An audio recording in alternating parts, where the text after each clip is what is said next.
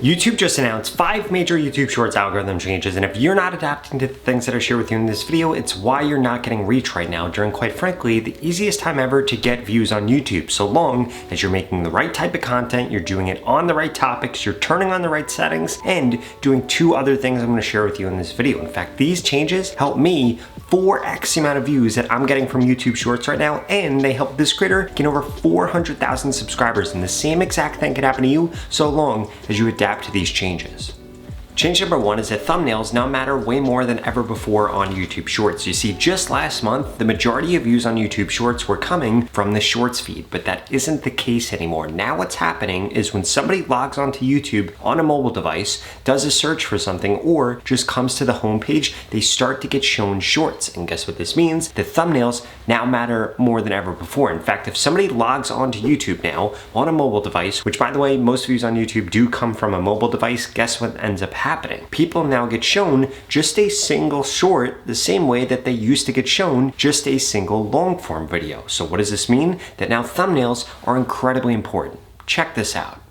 This right here should prove this to you. If I do a search on YouTube for how to put thumbnails on YouTube Shorts, guess what we see right here? The first thing that we get shown are going to be YouTube Shorts, and then we get shown more YouTube Shorts, and then finally we start to get shown long form content here. Now look at this. This video right here is the most viewed video under here, and guess what? This is actually my video, and I'm proving to you that this works. If we look at this, it says how to change your thumbnail on YouTube, and guess what? I have a really good thumbnail here. I'm pointing to the thing with an arrow, which makes people curious. I would say that the second best thumbnail is this one right here, how to custom thumbnail. Now this one got 398,000 views because it just gives the thing away, but mine got almost 3 times the amount of views, if not 2 times the amount of views, because I make the viewer curious. I make them say to themselves, what on earth is that pencil icon? And where can I find that? And if we scroll down to these shorts, we'll see that they got nowhere near the amount of views. Why? Because these shorts thumbnails just were nowhere near as good, which brings up the point that YouTube Shorts thumbnails matter more than they ever have. But that was just the first change. Change number 2 is that YouTube is no longer social media. In fact, Instagram isn't social media, TikTok isn't social media. None of these platforms are now social media, and now they are all interest media. It does not matter what kind of camera you use. It doesn't matter what your editing style is. It doesn't matter what your microphone is. It doesn't even matter what you have going on the other side of the screen. The number one most important thing is, are you posting about something that people are interested in? And here's how I want you to think about this, because this is probably the most profound shift that has ever happened before on social media, and this is the biggest opportunity ever for small channels or small creators just like you to grow, get more views, get more subscribers, and ultimately get monetized. Because essentially what this means is it no longer matters how many subscribers or how many followers you have. That isn't going to dictate how many views you get. How many views you get is going to be 100% predicated on how many people are interested in whatever you are uploading about. Think about it like this. Back in the day, you would have to turn on a TV and you would have to manually go to the channel that you like. The same exact thing on social media. If you wanted to see something, you had to go seek that thing out, but that is not how social media works now. Now, every single one of these algorithms, including the YouTube Shorts algorithm, knows exactly what you're interested in, and they serve you up content based on that. So guess what this means for you, the content creator? That if you make content about the things that have the largest audience interest, you can get views even if your video's horrible. And the easiest way that I've found in order for you to know exactly what your ideal audience is interested in is using a tool like Metricool. Because Metricool is going to allow you to spy on your competitors. Look at this right here. I have all my competitors added in here so I can spy on them all from one place. This allows me to see how frequently they post, what type of engagement that they get, and how many views they get, and so much more. So I can quickly identify and hop on trends within my niche before anybody else, because that's how YouTube Shorts actually works. I see something that's popping off on somebody else's page with long form content or with shorts content, and I need to make content on that same exact topic, or I need to make content on an adjacent topic. And you can get started with Metricool today at the pinned comment below. In fact, you can use code Robert to get 30 days free access to any of their premium plans. And the value with Metricool doesn't stop there, because it's also going to allow you to post on every social media platform and respond to all your comments and DMs all from one platform. So if you want to spend less time creating on YouTube and more time getting the views and subscribers that you deserve, I'd strongly suggest that you go to the pinned comment below and register for 30 days free access to any of their premium plans with code Robert. Now, change number 3 is that YouTube has actually decreased the metrics that you need to hit in order for you to go viral on YouTube. Here are the new metrics. If your video is less than 30 seconds long, you need 75% of people to stay and watch the video, and you need to be getting 100% watch time. In addition to that, if your video is over 30 seconds long, you still need to be getting 75% of people to stay and watch the video, but the average view duration that you need is only going to be 80%. And if you're able to hit those metrics on something that a large amount of people are interested in within your niche, you are going to go viral, and I guarantee you. Let me prove this to you.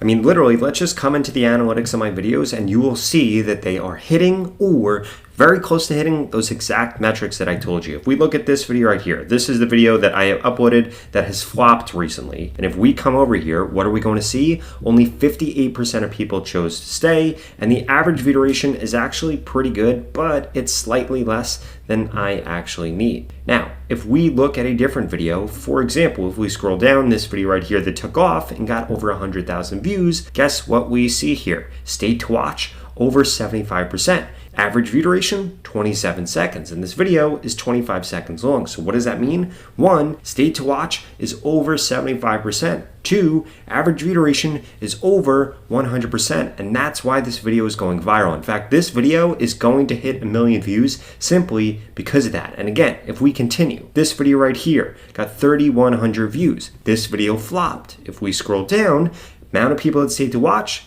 56%. Average view duration, 25 seconds out of 33 seconds. So it's not just about getting people to watch, it's also about how many people actually stay to watch. Now again, if we scroll down, we'll see 88,000 views on this post right here. And again, if we scroll down here, more than 75% of people stayed to watch. Average view duration, 28 seconds. Video length, 25 seconds. Again, I hit those metrics that I needed, and that's why YouTube's making me go viral.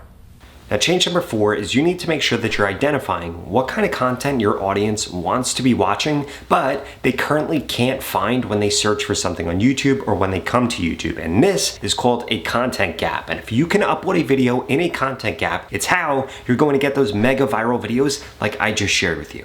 Here's how you do it.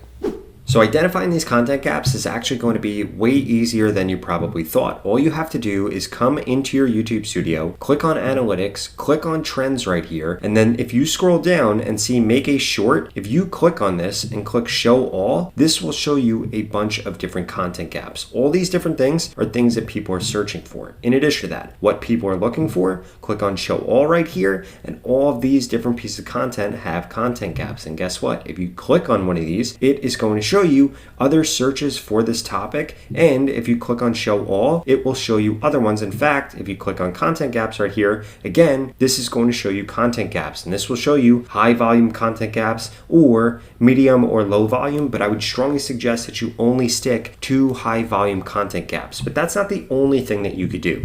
The other thing that you could do a search on YouTube and you can pull up one of your competitors' pages. For example, one of my competitors is this brand right here, Think Media.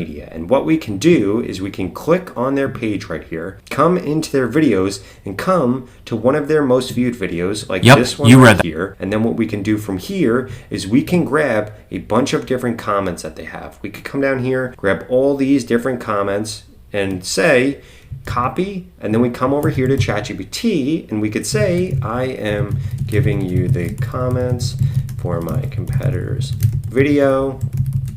Please let me know what topics/things the audience wants to know and identify content gaps in there. Now, we're going to put this in here. We're going to put all of that in here. And what this is going to do is this is going to go through and this is going to identify what things the audience wants to know so that we can actually get content ideas based on this. And this is going to help you be a way better content creator, because essentially you otherwise would have had no idea that the audience wants to see this, but by doing this, you're able to figure that out.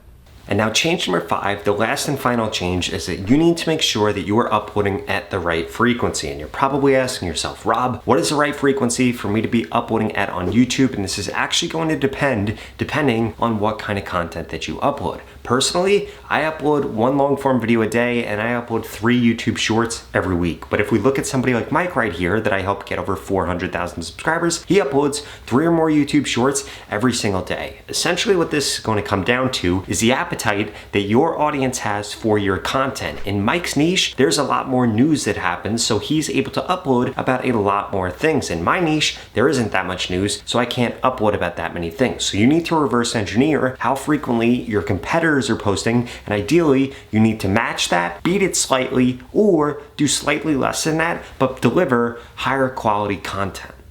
Now, if you're still struggling to grow on YouTube and you want to work with me one-on-one, the same exact way that I helped this creator get over 1 million subscribers, this creator over 1 million subscribers, and this creator over 700,000 subscribers, and now every single one of them makes a full-time living simply by uploading on YouTube, and you want that for your life too? Well, I personally want to help you one-on-one. If that sounds interesting, well, please check out this video right here that walks you through the 3 different ways that we can work together. I'll see you over there.